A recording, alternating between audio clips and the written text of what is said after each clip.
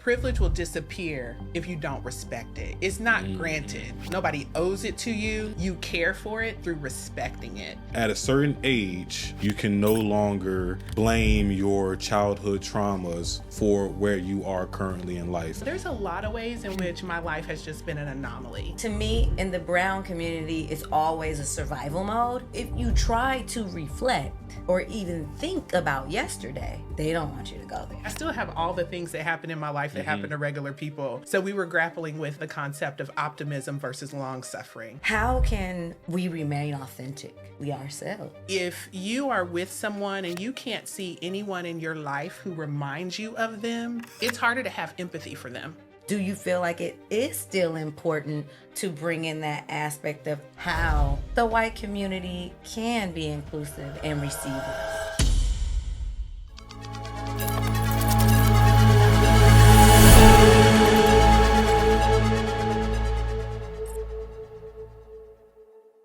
What's going on, millionaires? It's your guy Quiy Speaks back for another episode of the $1 Million Mind podcast. In the building with my co-host, Heavy House Jazz. Jazz, how you feeling? I'm feeling amazing today. Excited to be on the show and excited for this guest today to speak. So, Yeah. How you feeling? I'm feeling good. It's going to be a great conversation because we're having, this is your first time meeting our lovely guest, Jazz, but I know this lovely lady from, at least for the last 3 years. I've had the opportunities to talk to her. She's one of my favorite people to talk to on my worst days, on my best days, just always making you feel like you belong, making you feel heard, and just making you feel like the world isn't always weighing on your shoulders in those moments where they do.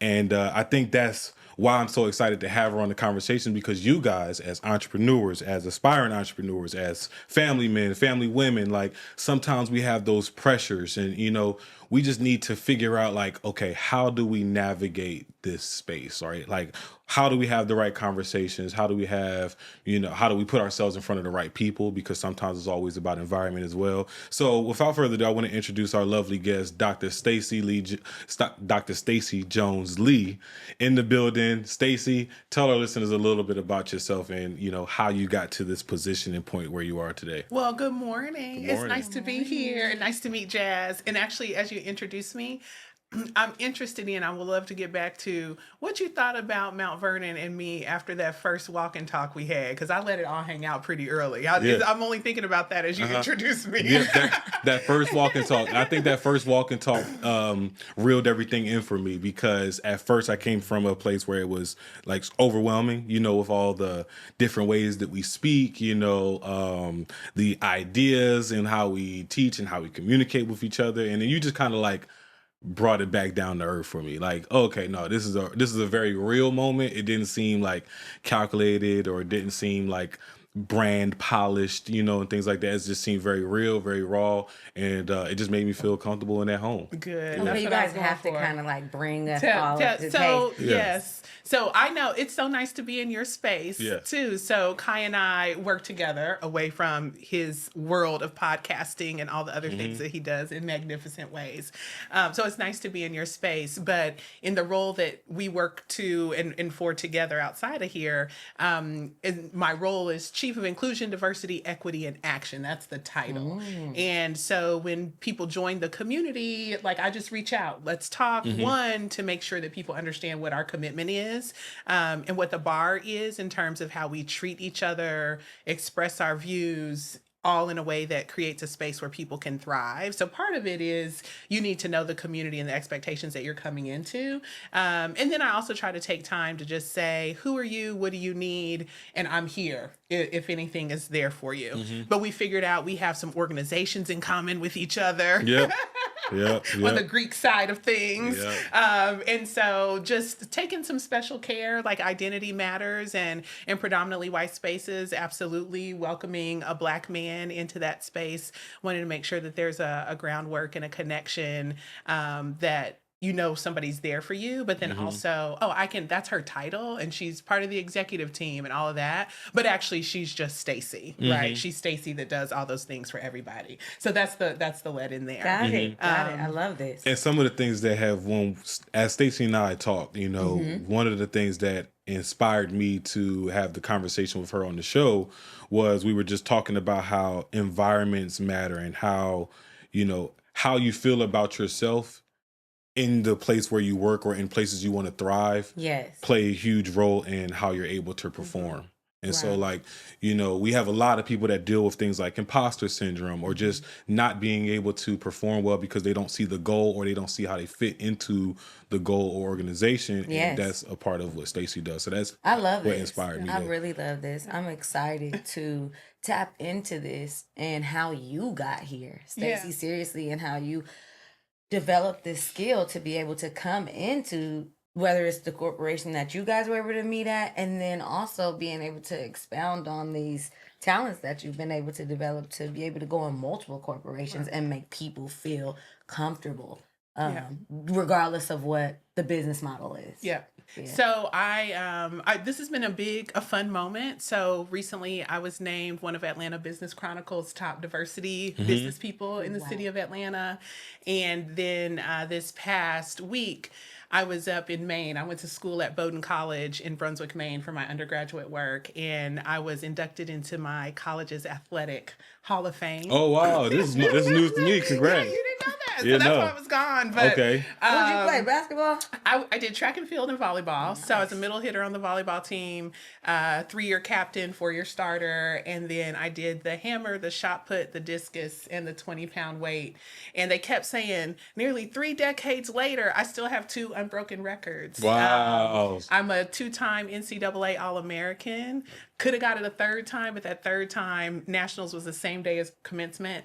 And my mom and dad were like, we've seen you play track. We've done that. We're going to graduation. So I didn't compete in the hammer, although I did qualify my senior year in the hammer. And then there's another organization I'm a part of for C-suite executive women. And I went to, part of our conversation with Quiy is around just marketing. What is my brand? What is the thing? Like, how do I do that for myself and for other people? And they asked, if there was a movie about your life, what would be the title? And so, like, in this moment, I'm kind of feeling myself. I was like, my title would be Did It, Done It, and Just Didn't Know It. So when you ask, how did you get here? Just the reflection about, you know, family, opportunities. So I am from Kansas City, Kansas. I come from a working poor family, right? A working poor Black family. But not, I mean, people look at how my family grew up, and I think the sense of connectedness and presence, people were like, Stacey, y'all was the Huxtables. Maybe compared to what people thought the Huxtables were like. But so many of the opportunities I've had and things I've done, those are not things typically granted to a Black woman from Kansas. My socioeconomic status, all of that. So much of it has come through social capital, which I was only plugged into because of the sacrifices of my family. Right. For me to go to college, my parents took out a loan, my grandma took out a loan, and I had a loan, right? Like but they believed in that. Church, absolutely. I grew up in the AME Church, which is African Methodist Episcopal. It's the oldest Black denomination in the country, founded by Richard Allen and Absalom Jones. It grew out of the Freed African Slave Society, right? So the Freed African movement, they were in Philadelphia. They were worshiping at St. George's Methodist Church. And the story is that one Sunday they were asked to move from the altar so that whites could pray. And they were like, well, no, thank you. We won't be back. So the emblem of the church is an anvil because they went to an anvil shop and that's where they started worshiping. Even my religious and spiritual connection is not, I don't know it separate from social justice. It's one and the same. Even the tradition in which I practice my faith is rooted in freedom and liberation from the beginning. So my grandparents are college educated, master's degrees. My grandparents, right? Alabama State, but That's back when it was Alabama normal and technical, right? But they have master's degrees, my great aunts and uncles. And that was kind of unheard of. So I've got this mix of education and tradition despite segregation. My mom integrated her high school, not my grandmother, my mom, in Gadsden, Alabama. Wow. So I've got that. How did she do that? Did it done and just didn't know it, right? Just doing what you needed to do. And then my dad never missed a day of school from kindergarten to high school. Never missed one day.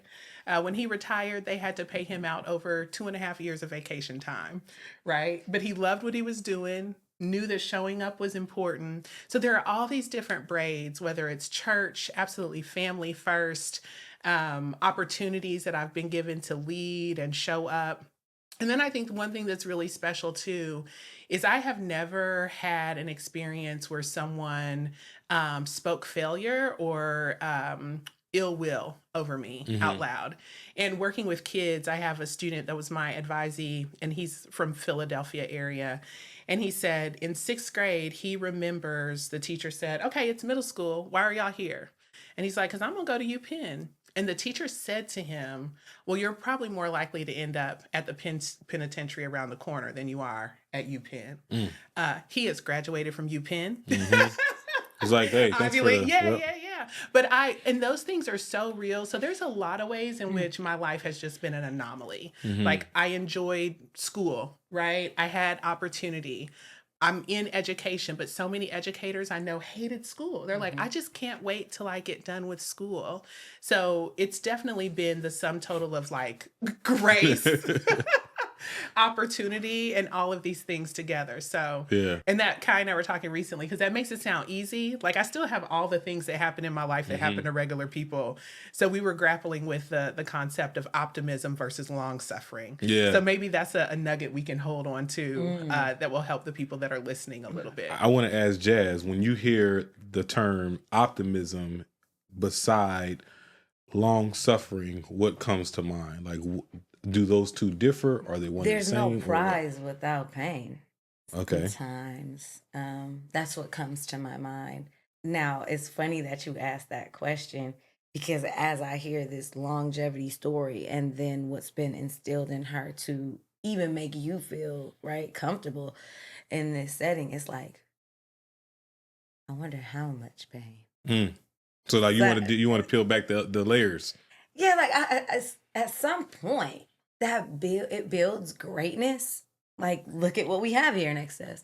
But at some point, it's like, when do we separate a little bit from the pain? It's kind of like how she said, there is no church without war. When do we get there? Do you even see it? And how do you feel your work seriously helps? Because clearly, I think that there's an example. I know that I'm bringing it back to this whole connection and how you made this man feel comfortable in this predominantly white setting. And like, how do we get to that place where we're not constantly fighting that same fight? And I'll let you answer that question, Stacey, but there are two things that I'm thinking of as part of your experience that I wonder how they play a part of like who you are now. The first one is you come from a long legacy of college graduates, post grad graduates, a lot of degree holders, right? Where a lot of Black people in our community don't have that legacy. And then the second one is coming from your social economic class and being from Kansas to, I know before Mount Vernon, you were at another, affluent, community that, you would say long, old money. Oh, it is. Versus I love telling people where we are now. This is the poorest community I've ever been a part of. Exactly. So I love this. So being that this is one of the poorest affluent communities that you've been a part of, but where you have come from, how do you, let's start there, right? How have you been able to move in rooms so confidently, And were there moments where you had suffered from like imposter syndrome or feeling like you may not belong in these rooms, you know, or did you have to trick yourself into feeling like you belonged in these rooms, even when people have told you that you didn't, right, flat out, or they just, their actions just said that you didn't belong? Like, what did that experience look like?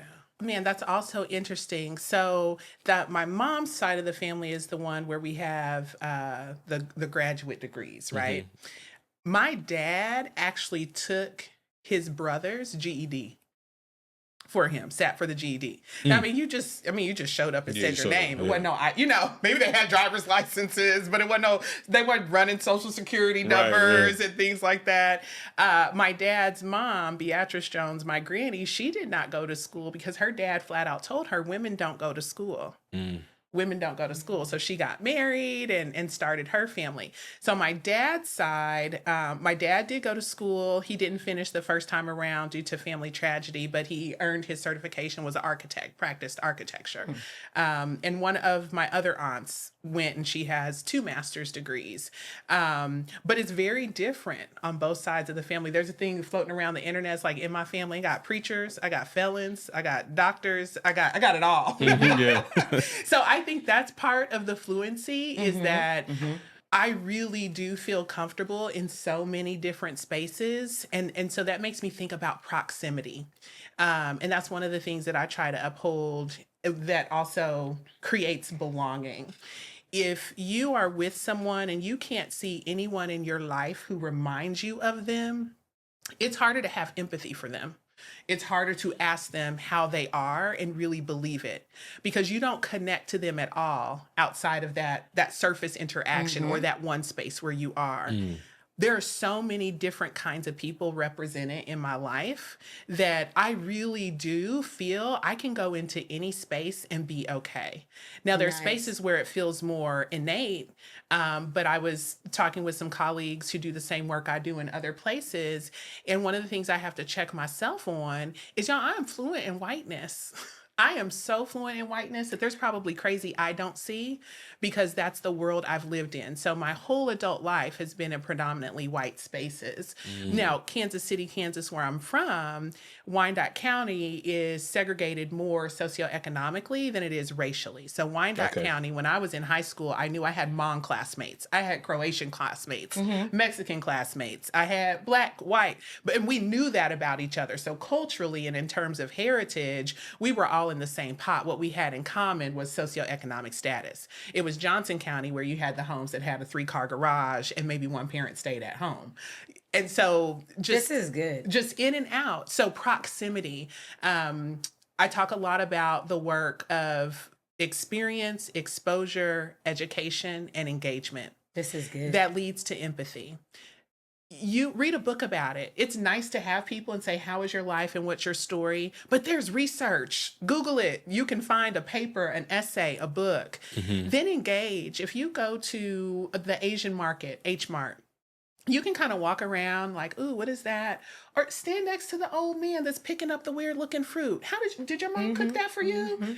How did she cook it? What did it taste like? What do you remember? Like really engage and expose yourself to as much as possible and be in proximity to people that are different than yourself. So and I think I've just had chances to do that in so many different ways that I have a little nugget in a lot of different spaces. I've got some nugget I can connect to that I know for myself and not just that I read or that I heard about. This is so funny because I feel the same like you, I think. And it goes back to my biggest question and you answered it.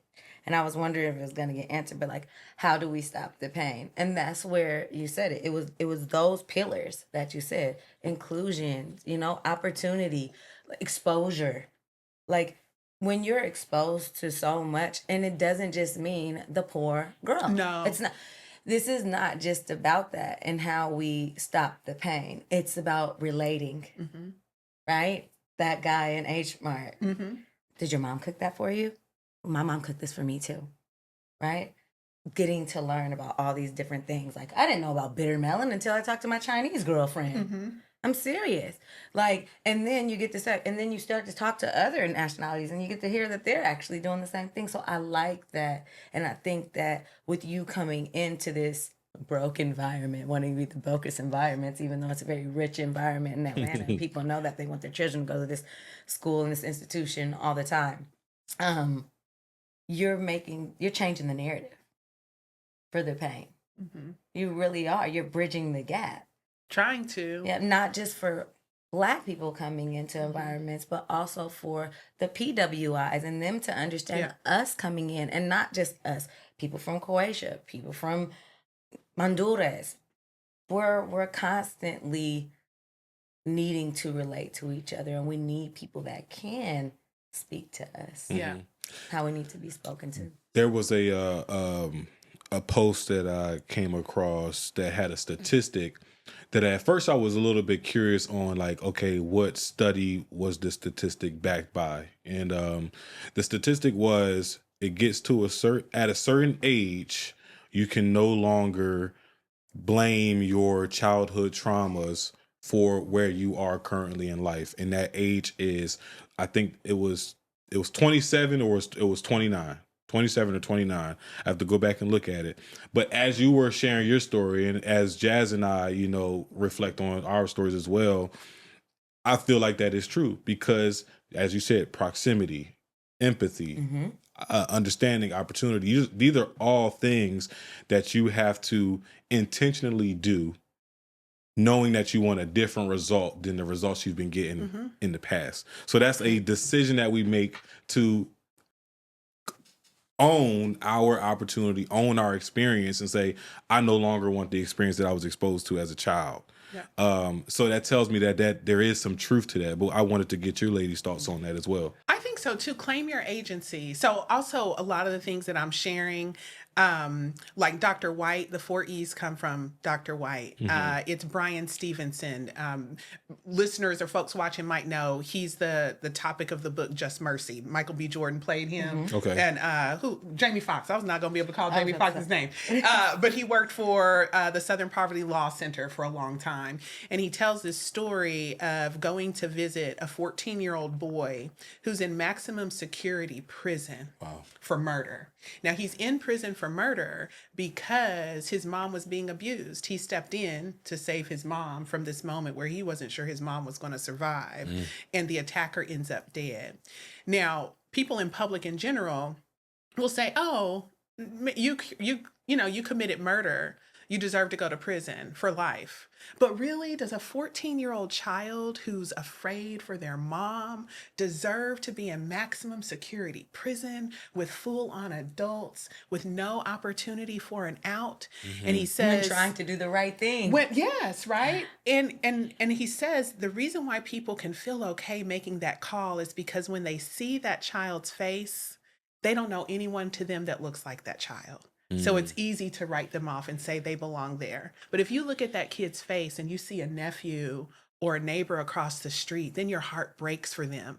That's why empathy is so important. And without proximity, you cannot conjure empathy. Maybe you can, because empathy is actually a learned skill. That's right. And I spend a lot of time giving people experiences that help them experience and conjure empathy. You can build capacity in empathy. So I want to cite some sources, right? Yeah. I've got a lot of, I'm pulling, I've been in school for a long time and I ain't never going back no more. But wisdom, we're ready. But constantly just soaking up sources. So I want to make sure I'm just sharing. It's not all original, right? Yeah. But it's backed in sources. So to your question, there is a point where, and this connects to what we were bridges to our chat beforehand, how do we give people the opportunity to actually even dream? How do people know that they have agency when they're just trying to figure out what's for dinner? When they're just trying to figure out that Georgia Power bill is coming? Where is the space where people actually get to sit and reflect and see that there's agency that they can claim? The world keeps us moving and keeps basic demands and basic needs in question, so that all of our energy goes there. And honestly, I will say, being in academia, it's a retreat. I don't think there's a bigger luxury than all I have to do every day is wake up and think. I'm thinking constantly all day. Why did I make that choice? Why does that stand out as important for me? How might I do that differently? And it's my work to just wake up and think. And to reflect. And that is such a luxury. I'm not waking up and doing tasks all day, because you can do a task, and yet we also know learning really only is solidified through reflection. Reflection is like the REM sleep for you. It's where you consolidate memory.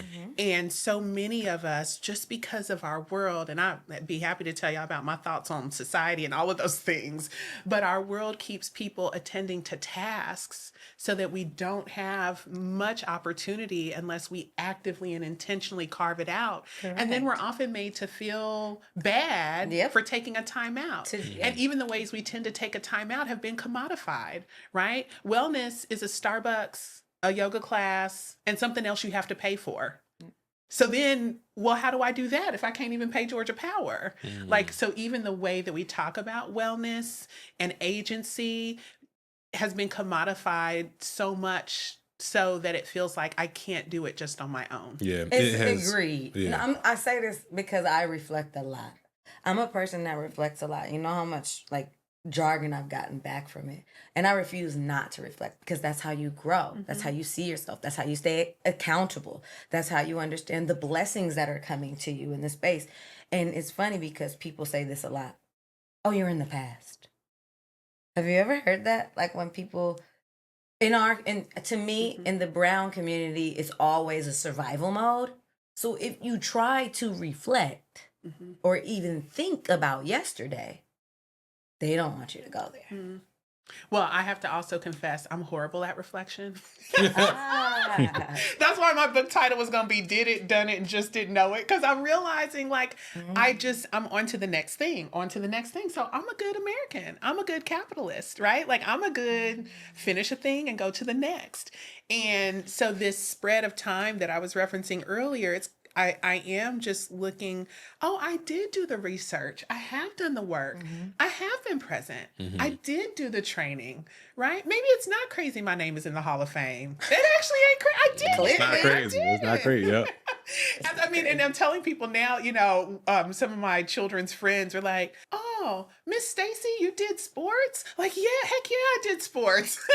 I did more than do it. So I'm horrible at reflection, but I also think that's why I enjoy my work so much. Being in academia is because it gives it to me, right? Like it is my job to engage in thinking and reflection. Yeah. I love that. I might be even more of a mess than I am if I didn't have like a profession and a calling that understood and supported it. So essentially you love your job. I do. I like what I do. I did not. So, I went to undergrad for sociology. When I first went, I thought I'm going to do international business. I took French, all the way through high school, continued it in college. And I don't know what I thought econ and business was going to be. Yet here's the thing. So this speaks a little bit to my core values. I was in Econ 101 and we were talking about public goods. And the example someone threw out in the class, and this is in Maine, the example someone threw out in the class was a lighthouse. Now, I'm from Kansas. We don't use lighthouses. Right. I mean, can we use a stop sign, a sidewalk, a stoplight? It's a lot of public goods we could have drawn upon, but we end up with the example of a lighthouse. One, I don't boat. I don't know. And I'm from Kansas, right? So I don't know lighthouses. Then it was time for the final exam and I was in the student union and a woman walked up and she said, "You ready for our final tomorrow?" I was like, "Oh, mine's not tomorrow. You must be in a different section." She's like, "No, Professor Vale, 8 a.m. I was like, "Oh, well, Lord, let me go home and pray on it," because I was not ready. I actually could not learn econ because it was so counter my values. Like just simple example. So you're telling me when people really need bread, you make it more expensive. How does that make sense? People need bread. Just give them bread. Like the core. So econ, the way we don't teach econ, we teach capitalism. Yes. Yep. We don't teach. We teach the way capitalism, like economics. So but we call it econ as if it's some like standalone practice that's not grounded in values. The value is how do you maximize profit? Yep. That's capitalism. And I couldn't learn it. I might have even gotten a D. I took that D and ran. And at the same time, I was in Sociology 101 and we read this essay about this group of people called the Nasarima. And they wake up in the morning and they go to a private space. And it's very important that no one's in that space with them. They close the door and they start foaming at the mouth when they close the door. And you go on to read, Nasarima is Americans spelled backwards. The room that they go to is a bathroom. You want privacy in a bathroom. The foaming at the mouth is brushing the teeth. And I was just like, whoa, like it's all in the way you talk about it, right? You know, if someone did come and see humans locking themselves in a room to foam at the mouth, what might they think? So the concept of like, what is your normal? Things like white flight, the status probably changed now, but it is research and data show that when a neighborhood reaches 13% people of color, white people start moving. It's a pattern. It's a document. So it's documented. So understanding. And that takes away from their proximity. Yeah. Right? Yeah, they're not seeking. They don't want proximity in that regard. Now, whether they are consciously or unconsciously seeking it, it may be the collective perception of what they understand a majority BIPOC community means that they're trying to get away from. Or maybe they just want to maintain proximity to whiteness because our society does teach you that there's a cost, right? There is a to cost being to aligned being with people of color. But so sociology just explained all these things that I saw in the world, and it never felt like work. So needless to say, I ended up in people business and not economics because I couldn't learn it. And it's so crazy because so I was a business major, and econ was actually one of my favorite topics that I would take, and I ended up doing Econ 1, 2, macroeconomics, and then microeconomics. And in my microeconomics class, I ended up getting into a debate with my professor because we were talking about public goods, and they refused to talk about the most important and protected public good. And I debated that it was labor, because labor is not just a public good, but it's also a source of income for the government. You can't tax that lighthouse the same you can tax a laborer on the income that they earn from the work that they're providing. You was trying to flip the script. Yeah. and so when we was talking about it, like nobody wanted to talk about it, but also that brings me back full circle to what you were saying about this constant feeling of having to figure out where we're going to get the money to pay for that light bill, to figure out how we're going to feed our family. And that's what economics disguised that, or no, capitalism disguised as economics does for people in the Black and brown communities. It is a constant state of, some may call it the rat race. It's the fight, hamster wheel. And then it's just activating your fight or flight response. And when you're constantly in a response of fight or flight, you don't have the capacity to even think about anything besides your necessities. The luxury of like, let me just take a moment to just chill and not do anything.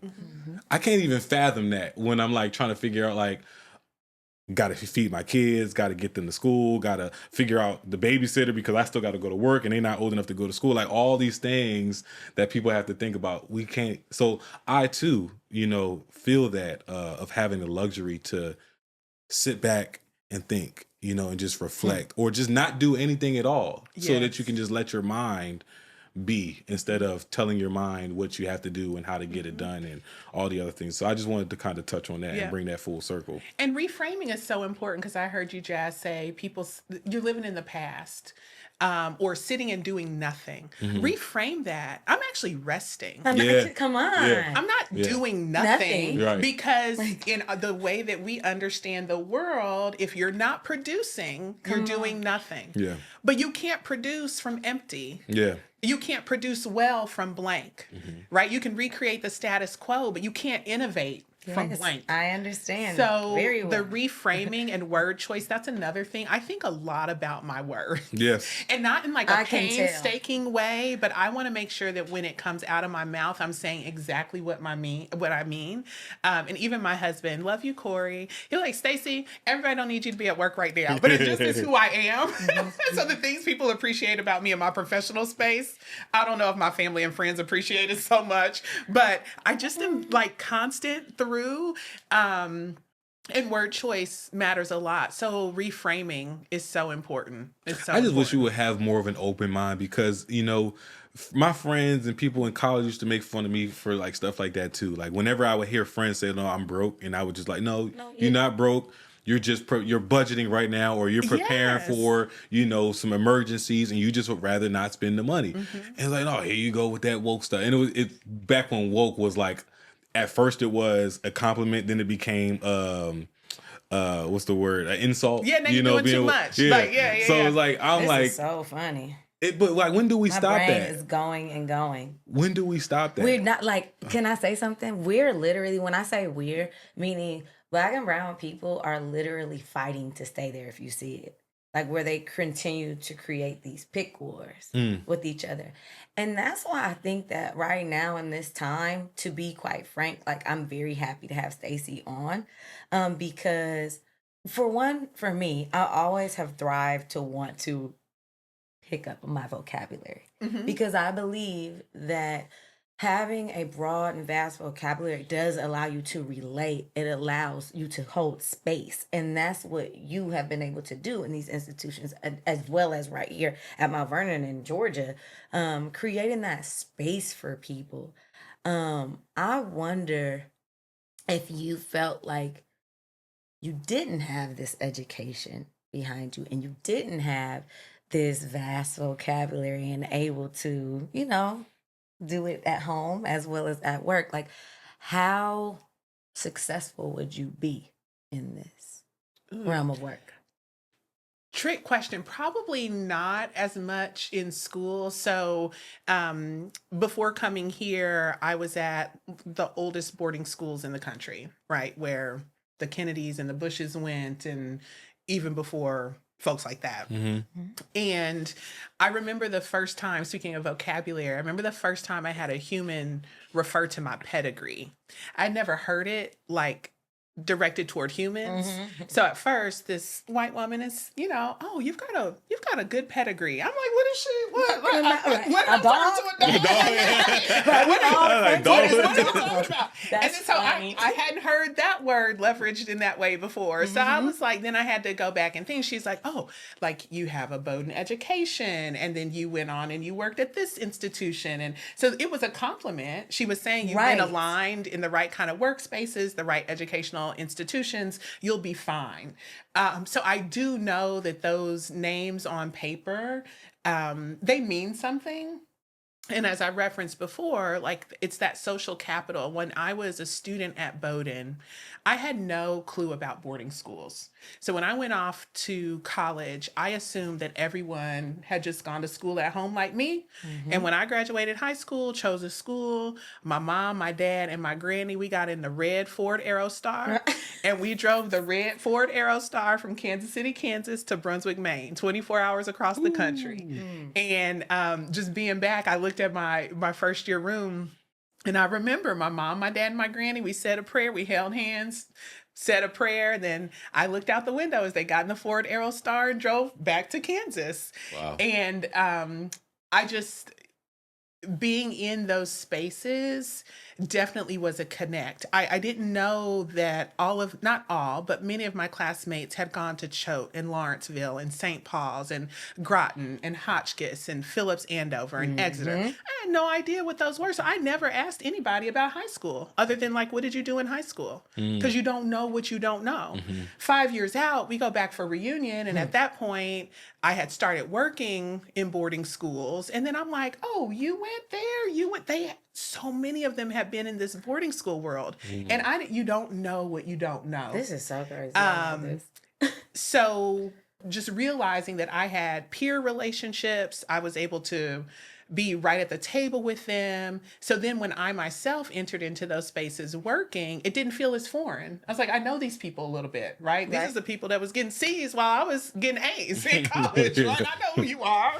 So part of it also is demystifying. The places that we feel like we can't walk into, go everywhere like you're supposed to be there. So I'm going to make it real plain. Public bathrooms, not the jam, right? If I ever need to use a public restroom, do y'all know what I do? I go to the nearest hotel lobby restroom. I don't need to be looking for the bathroom on the corner. There's a perfectly good Marriott right there. And I know the Marriott lobby bathroom It's going to be fine. But the key is you got to walk in there. You like walk you, in. like I'm you not got a gonna rope. I say hello to the person at the front desk. I walk right on past them and I go to use the restroom. It's a public restroom in the lobby. So I don't wait for nobody to ask me about a key. Nope. I don't wait to ask. No. Hi, how are you? And I go take me and my kids right onto the bathroom. Man, this is so funny. I remember when I sat with the head of CBRE before I left California. Ready? We were in Jack London Square. We were sitting right there at the fat lady. And he sat there and he was like, I don't like sitting right here. He was like, come on, let's move over. And he's like, are you about to wait to ask? No. Listen to me. I remember this. Just move. And I was, because we're conditioned, right, to being respectful. Yes, ma'am. Yes, sir. Like, you can't just pick up and move. And so what you just said, right, it totally answered my question. And it also gave you the ammo on how to move. Meaning, no, you don't have to have the vocabulary she has or the education she has. These other kids were in boarding school and they were getting C's. She didn't have that same education, yet she was getting A's. And the biggest thing is demystify. Know who you are and where you're going instead of where the world has put you. And claim Seriously, it. and claim it. She didn't ask me, can I use the bathroom? She walks. She said, hello. Well, one of the first times I bathroom did with the that, me and my girlfriends, we drove. My girlfriend had a Nissan Sonata, and what's the Nissan Sentra? Sentra. Thank you. I mixed up brand and Okay. but the little one, the little one. We packed that car in Brunswick, Maine, and I had an aunt at the time living in Orlando and one living in Miami. So we going spring breaking. Y'all drove? Yes, we drove from Maine all the way to Florida, and we did Disney World. My aunt hosted us, and we balling on a budget, right? Yeah. My aunt hosted us, and then we went to Miami. And when we got to Miami, sea lice was high. So they put up the flag, like if seaweed and sea lice is high. I mean, you can swim, but we were like, oh, I'm not. You know what was right behind us was the Fontainebleau Hotel. I said, y'all get your bags. Come on. I love her. Get your bags. We walked right on, opened the gate to the Fontainebleau Hotel. Now, we college kids on spring break. Walked right in. And that day, Bad Boy Records was throwing a party at the Fontainebleau. Wow. That's crazy. I said, ooh, right under that little fountain over there, it was 4 chairs. I said, y'all get a chair. We stayed, we chilled the whole day. And my girlfriends was like, Stacy, what if ain't nobody gonna ask us nothing? Act like you belong here. You're just comfortable. I hope so many people watch this episode because Stacy, you are right. You are right. Demystify. You about to put that on the thread. Demystify. Mystify. You got No, you also have to respect the privilege. So I tell my kids, you all have a lot of privilege. But privilege will disappear if you don't respect it. It's not granted. Nobody owes it to you. It's not tied to you. You care for it through respecting it. And so, I don't walk in like this is mine. No. Be quiet, be nice, be polite, be respectful, do your things. Because people who have access either through financial or other connection means, they oftentimes don't even grant those small things. So you will win favor just by being super respectful of the privilege. But don't get it twisted. Don't nobody owe it to you. If you go left, it's gone and you deserve to lose it. But as long as you're low key with it, I also tell it is great. It's such a push and pull. And my kids are only 5 and 9. So I wonder what kind of humans they're going to be. I'm really excited to see it because I just talked to them. It's like, mommy is not a rule follower sometimes. Yeah. So great example. Atlanta airport. My dad at the time, was using a walker and some other things. My mom needs to get close. But if you pull up to the airport, how they've got it marked off those 3 different lanes. And if you come through in that middle lane, you can't get to the curb for drop off. You just let off in the middle. It's impossible. It's coned off. And so I rolled down the window and I said to the gentleman, I said, I've got accessible needs, so I need to get to the curb. Just move on down. You got to stay in the center lane. Okay. I'm not going to fuss with you. I don't need to argue with you. It doesn't have to be. Just say thank you so much, and I'm still going to get done what I need to do. So I rode all the way to the end, got over, put that Yukon in reverse, and reversed myself right up to where I could let my mom and daddy off at the curb. Oh, I had my sister get out and move the cone. We don't have to argue. I don't even get nasty with you because you're doing also what you're supposed to do. So I'm just going to do what I need to do. That's all. That's it. That's all. No problem. Integrity, principle, but also understanding that you're free. And you're free to be respectful in that. and those acts. To me, that's what I got from what she's saying. And when you move like that, it's like that guy, he probably was like, oh, look at her. But he even bother to come and stop her. She's like, because she ain't even caused me a problem in the first place. Her like energy didn't want that conversation. She was peaceful in it. Mm-hmm. You know, she knew the autonomy of what she could do by not disrespecting this person and what he had to do. He's doing a job. Mm-hmm. He's facilitating the logistics of the traffic so no one gets hurt. Nothing. She still has a goal. Still got done. I used to laugh at the saying, like, act like you've been here before. Yeah. You know, and like part of me was like, okay, well, is that a little insensitive because it like normalizes experience that, you know, others may not have had, you know, so are they still reserved the right to be excited? And the answer is yes. But I think it's a difference of like having excitement versus acting a fool, which is where I think that phrase came from. Like your parents would say that when you start acting a fool in a place, like act like you've been here before. Like, and I was laughing because I remember my mom telling me and my sister that a couple times, but I had to tell my players that we was going to a basketball game, and I had to tell them that because we went to a school that was much bigger than Mount Vernon, you know, nicer, you know, looked a little bit more prestigious, older looking, and they was just like, whoa, like yelling in the building. I said, yeah. And the first thing that came to my mind was mama. Then I said, act like y'all been here before. Like y'all go to a private school too. Like, why are we acting like we ain't never been here before? And one of my players said, we haven't. I said, fair. So that I'm respectability politics is in my head around that because we hear that. Well, I hear it a lot when sports are being watched in my home. You know, my brother and my husband right now. You know, folks score a touchdown. They like, bro, you still behind by 14. What you celebrating for? Like, you supposed to get touchdowns. Like, that's your job is to help the team get a touchdown. So act like you've been there. Like, why are you celebrating prematurely? But I do, you know, for people listening, for the sake of our conversation, I think it relates to reflection in when and how is it appropriate to celebrate yourself? And this idea of humility and modesty and refusing things. And I didn't even ask, who's mostly listening? Well, we've been talking a lot about like through the people of color perspective. You got a mixed audience, or you think it's mostly people in our community. Okay. The men to women ratio is like 70-30. Okay. But mostly inspiring entrepreneurs, aspiring professionals, you know, business professionals. So people who want more than they're currently getting right now. So when I started, the first interview I had at a boarding school, so pedigree comes in this. It's the end of the day, and I'm sitting across from the head of school. When they asked me to come visit, they said, just come visit. So naive, I've never been. I did. I packed a bag and I'm going for a visit, right? Free visit to New Hampshire. Never been to New Hampshire. Let's go.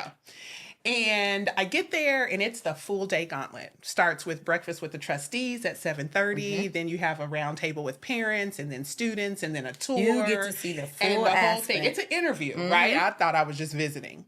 Now, I did dress appropriate, right? Of course. Respect your privilege. I'm not going to show up on your free visit looking crazy. Yeah, right. So I had on a suit, but I had on a denim suit, a blue denim suit.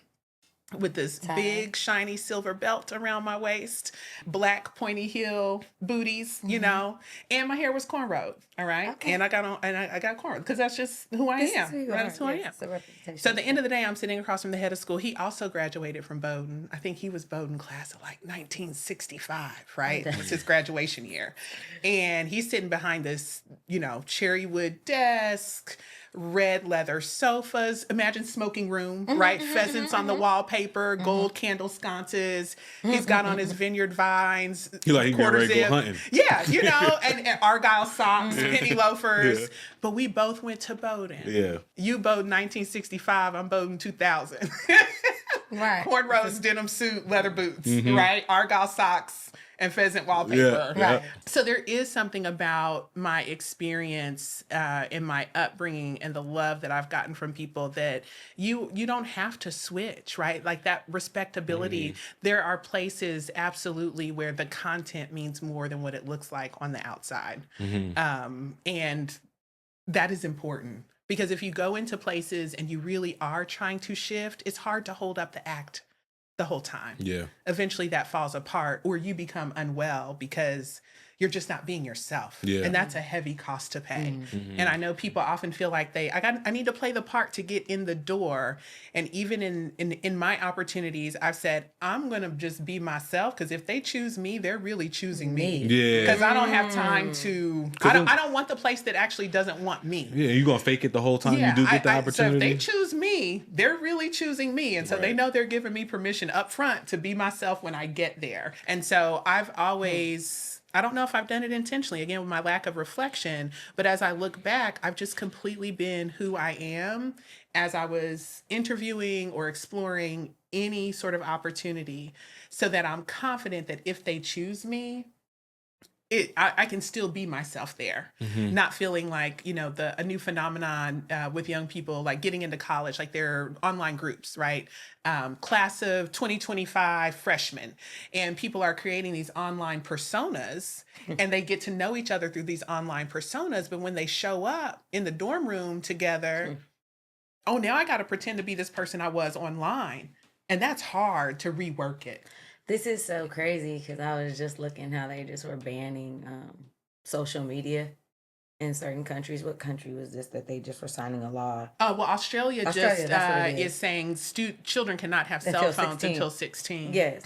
And I guess my question to you would be, for the youth or anybody that has had, just a disadvantage possibly, or, just growing up and feel like they have to fit in, because it doesn't matter where you're from, high, low, whatever, according to society. How can we remain authentic? We ourselves. What advice would you give to the youth to remain authentically themselves and coming into any space they want to be in? I don't know if I have an answer to that in like a sentence. First, you have to know. It's so crazy, because I feel like she has the answer. No, I do. Well, in a sentence. So this links to like, what am I trying to do? I don't know. I feel like I have so many different avenues that I think anything that feels off, I just, I don't do sleepovers a lot. There's like a handful of families that I'll let my kids be with. And, one of them was just going to an event this past week around the holidays, and just, if anything makes you uncomfortable, call me. You will, when you're doing something that's not authentically you, your body tells you. Do you get a physical feeling?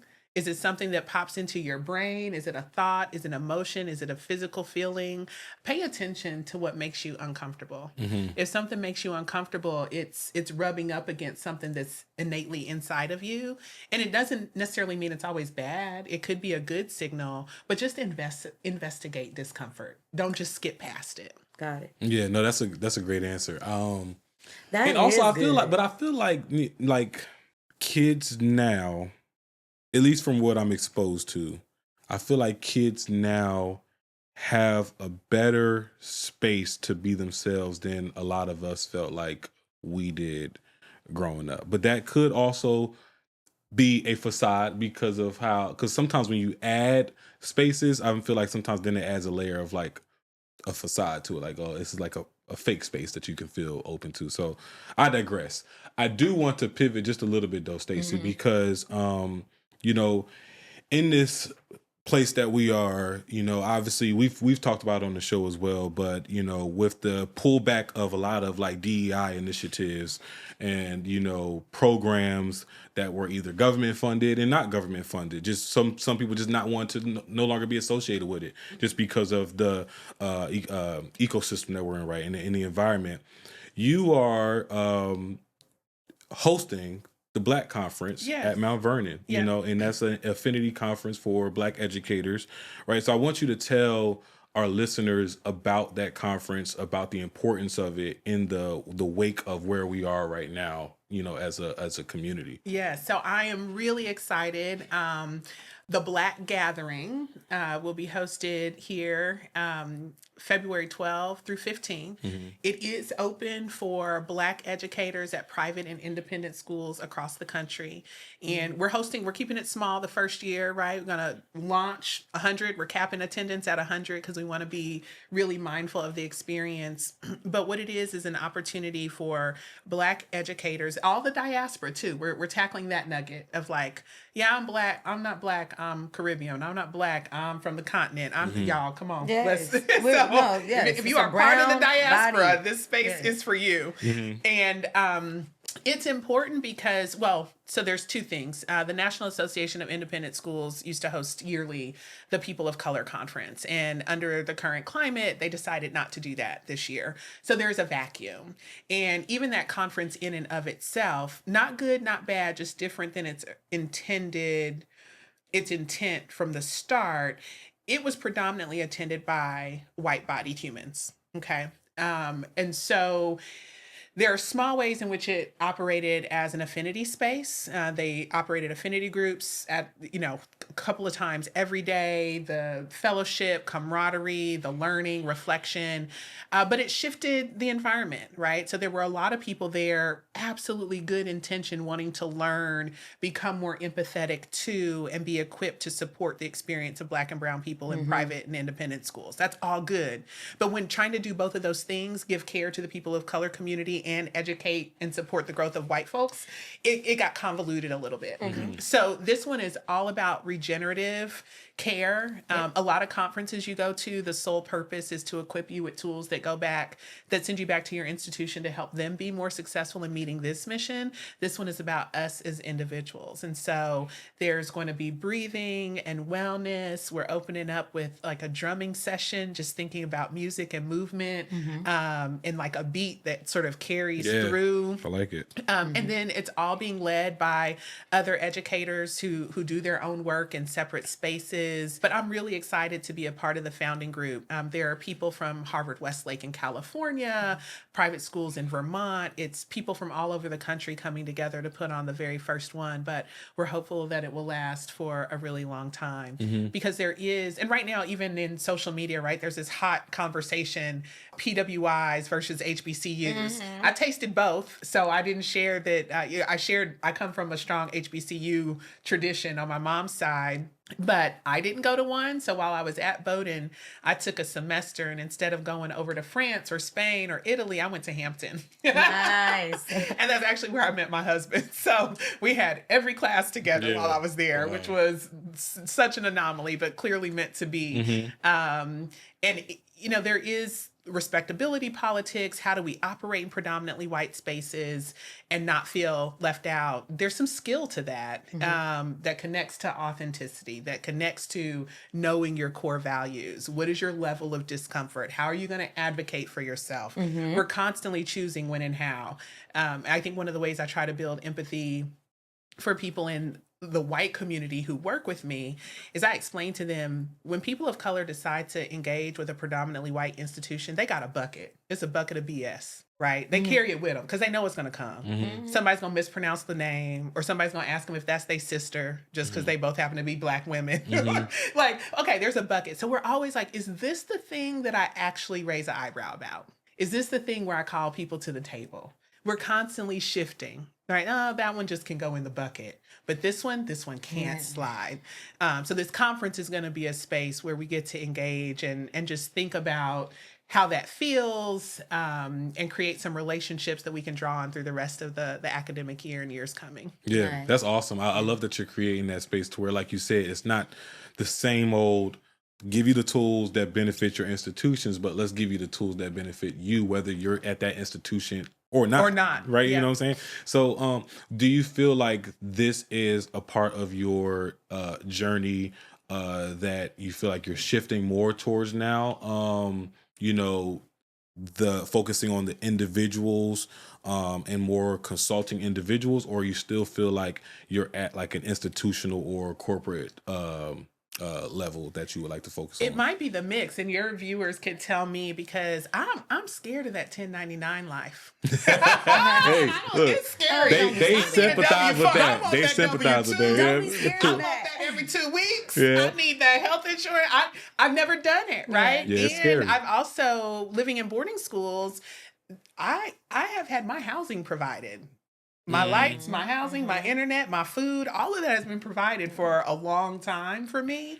Your business structure might actually just encapsulate all of that so that you don't lose certain benefits, but you start to identify that you do have the talent on the private and corporate level. And who's to say it's one or the other? It could definitely be both. I agree. I'm gobbling it up because right now I need that W-2. And this goes straight into my next question because, right, about the event that you said that Miss Stacy is actually hosting, which came from, I love how you put the emphasis on, hey, there was this side where we used to teach basically the white community about how to incorporate and bring us in, as well as in the care of Black people. But this is more honed towards the care of Black people. With that being said, do you feel like it is still important to bring in that aspect of how the white community can be inclusive and receive us? Yeah. So how do we now streamline those together, even though we are focused on care right now? So liberation for Black and brown people is also liberation for white folks. And it's that perspective, right? It's the Nasarima. They don't get that side of the story. There's nothing in our media. There's nothing in our culture. Like, our culture teaches you explicitly and through messaging that there is a cost to being aligned with freedom for Black and brown and poor people. Mm-hmm.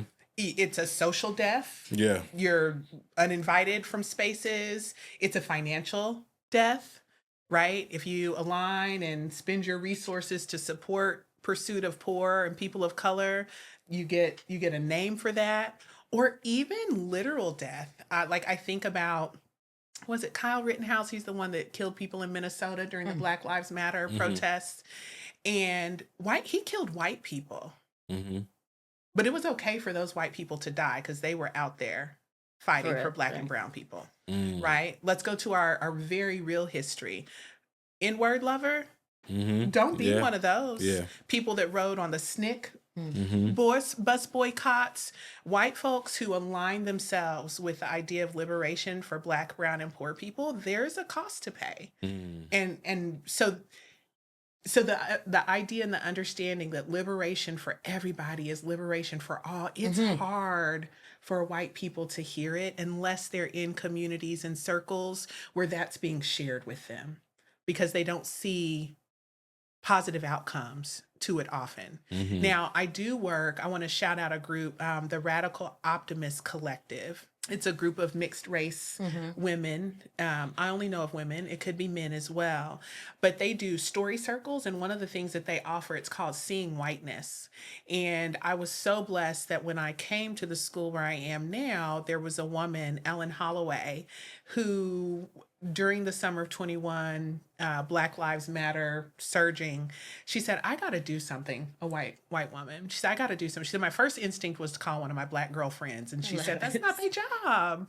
I can do this by myself. So she said, I picked up the phone. She was willing to pay the cost. She said, I knew some people were never going to talk to me again. Some people were going to call me crazy, but I picked up the phone and started calling people, white moms. And I just said, I want to intentionally be anti-racist. Like, will you join me?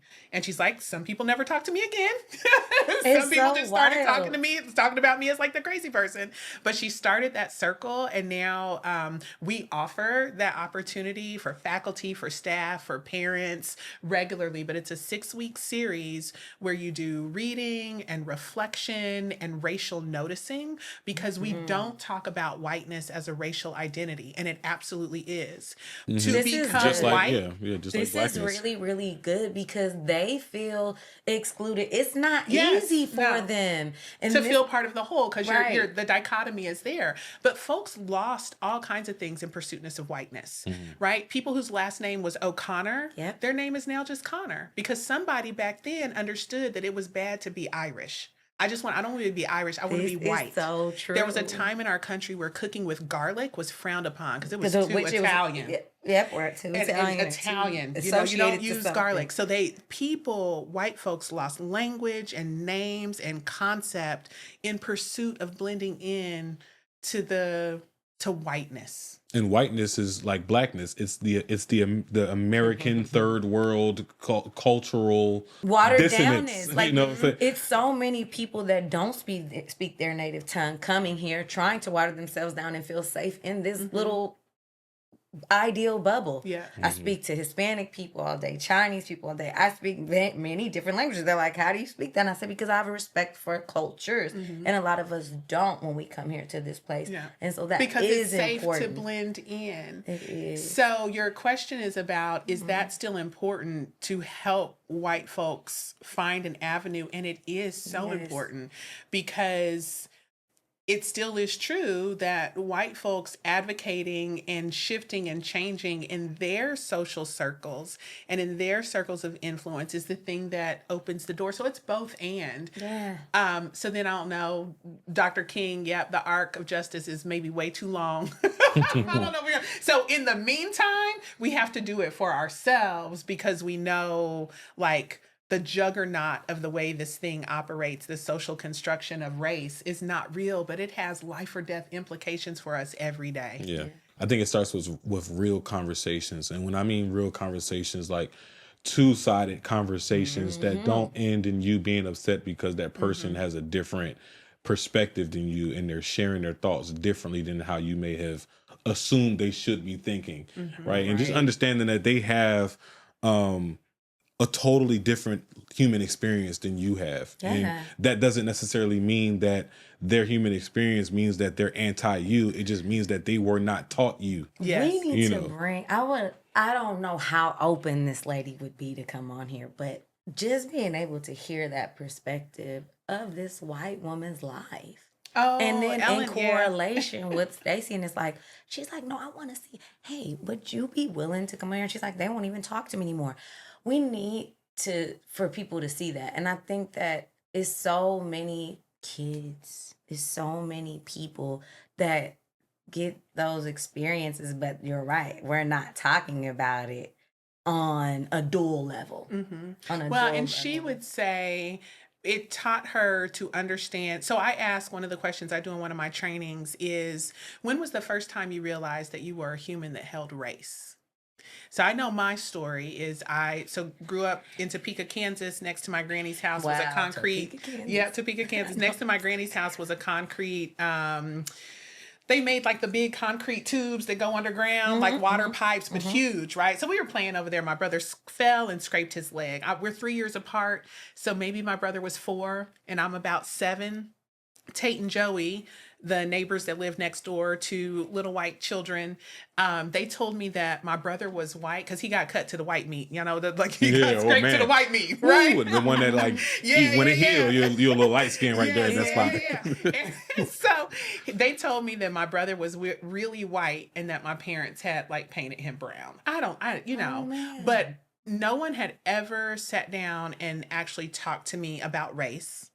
I had no explicit conversations about racism or access or opportunity or social cost, but it broke my heart. I went home like that you can't breathe crying, because I knew that if he was also not Black, that meant something was fundamentally going to change about our relationship or the way we lived with each other. Like, I was scared, I was afraid, and I don't know why, because I'd already picked up in the world that things were not okay. That if he's white, not Black, this is different. Just that tennis and the little girl. This is different. Just said this, you guys. That Chastain tennis courts. My niece was playing, and her mother overheard, and she caught me immediately, you guys. She overheard, and she said, "Look at that Black girl. That's the only Black girl on our team. Doesn't she look funny? Ha, ha, ha." But another white girl said, "She doesn't look funny to me." But it made the parent, like, it's crazy that this is still going on. And it made her call me. My best friend called me and was like, oh my God, like, my kid doesn't know about color. Yes. But she does. But she does. But she does. And we just don't talk about it. If we don't intentionally talk about things, we've got 4-year-olds, 14-year-olds, 50-year-olds making stories and creating fact by observation, because the learning is not being facilitated. So there's the thing, facilitation of learning. You can guide learning, not with an intended output, but unless you structure reflection, engagement, you can structure it in a way that you help people come to conclusions on purpose, as opposed to letting imaginary stories exist. And so I think maybe, I don't know, I think maybe I'm a great facilitator. I don't do a lot of telling people right or wrong, yes or no, but structuring experiential activities that allow people to draw their own conclusions. And that stands, though, on like a foundation of things that we won't waver on, as in values and morals, right? I love the duality. Like, you're very polar. That's a good point. Stacey, this has been an amazing and revitalizing conversation that we had with you today. And I feel like it could go on and on and on, but I don't want to overwhelm our listeners. And I do want to give you the space, though, to just share with our listeners or leave them with a final thought or question, just to something to ponder on as we start to transition to the end of the show. Okay. I don't know what that is. We talked about so much. We did. But so the thing that you asked, and one of the ways we're connecting is because I still am asking that question. So a lot of folks listening to y'all are probably, they have the courage that I don't have. We laughed about that 1099 versus that W-2. We are all uniquely positioned for something, right? Like the sum total of your experiences, the things that you've learned.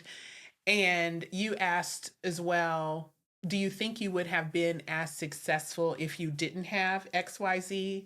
And the definition of success is always shifting. And you even earlier said, oh, what do I need to be as a mom? What do I need to be for me? What do I need to be? And that changes. So I do need to do some entrepreneurial work. I want to do it. I think I deserve it. I think I've got some stuff to offer. I love serving the places where I've served. And I use serve I'm definitely not being taken advantage of. I don't use it in that light, but it's a reminder. It puts me in alignment with other people because I am an executive. I'm not someone, that I'm not like I have a lot of agency over how I use my time. And so I'm mindful of using language and even talking about my role in a way that demonstrates that I'm right here next to you, like I'm not above you. But as I do that all the time, being open to a new definition and version of success is so important. Things change, things evolve, and that is often cyclical. It's not, meaning it spirals. Like you think you're here and then something happens and you're right back here. You're like, man, I've been around this circle before, but it's okay because now you'll come here and then maybe the next time it's there. So even when it feels like you're cycling back through or you're treading water, my goal in general in life, I don't think there's any cap to how the level of intimacy you can have in terms of understanding. I want to understand myself so well. And when my dad passed away, it makes me, I was like, I knew my dad's soul. Like, I knew what he liked to do as a man. I know what he liked to do as a father. I knew the things that made him laugh, but I knew my daddy's soul. Like the things that he couldn't articulate, the things that maybe he wouldn't articulate because he was in pain and didn't want to tell anybody else he was in pain. And so I want to know my own soul. And I think as much as I know that, then my children can know it and the people around me can feel it, right? If you know what it is, you can let it out in a different way. And there's a way to do that through work. I'm so thankful that when I go to work, which is a job, every day, I get to do things that align with my core values. I get to ask. I'm never asked to do anything that makes me feel cringy at all. And if something does come up that I feel like, that's not right, I get to voice how I feel about it. I get to try to coach people through it. And then if the decision isn't made the way I thought, you know what? I use my voice. I advocate it, right? So I got to say my piece. So hold on to yourself. Explore your core values, know what really matters, be open to different definitions of success. And what brings me so much enjoyment is the breadth of proximity and experience. I had a week where I went from a 2 Chainz concert one night. The next night I was at a dinner with some trustees of an organization. The next night I was on a panel for the C-suite executive women's group. And then that night I was like making pancakes in my pajamas. Just like And people knew, like, I was out there with 2 Chainz last night, Stacey, and then here I am this morning. It makes life fun. It makes life fun. And Stacey, I think one thing I will say right now is that you're more sure than you've ever been. I think continuously asking yourself that same question, don't ask it anymore. I say this right now in this space because there's a reason why you've been able to go kind of around and then up and around and then up and around, but every trajectory has been up. You know, even though you may have had to come around and grab again and grab again. And it says it because you're able to find this rinse and repeat where people trust you in the room. And then today, just being able to meet you, being able to hear you, being able to hear your aspect on the Black and brown community, but not only just the Black and brown community, but the polar side, like I said, of being able to go into rooms and you don't feel uncomfortable and you've taken that and spearheaded it, right? And given us ways to exist, and not just us ways to exist, but corporation and white people and Asian people and people from wherever they are in the world to exist is a gift. And so I'm excited to see it expound. Thank you. From definitely corporate to private. And I think that being able to enrich yourself as a consultant, because that's exactly what you are. You do not have the space to stay in one place. You're so big. Well, that's where I need help. So I'm right with all your viewers. So you're so big. I think that we will be having another meeting to be able to expound on that. Yeah. But right now, just today, hearing you, I heard the new things. And a lot of people don't hear new things and new perspectives. And so with that, yeah, you're a force to be reckoned with. So be confident and demystify yourself in the I don't know, because you know. You know, that's the reason why God has allowed you to do all these things. Yeah, this was definitely a conversation. Training you up in sports first, and then giving you the accolades, and then there's just so much more to unfold. You have the authority. Yeah, this was definitely one of those conversations where I feel like our audience heard a lot of new things, a lot of new perspectives, and that's what it's all about. You know, we definitely tapped into the mindset piece a lot, you know, and just one thing I wanted to point out that I laughed at, Stacey, you mentioned, was just pointing out when you feel cringe and just like not doing it. And it reminded me of my cabin trip a couple weeks ago, and my family was trying to make me do karaoke, and I said, you know what, no.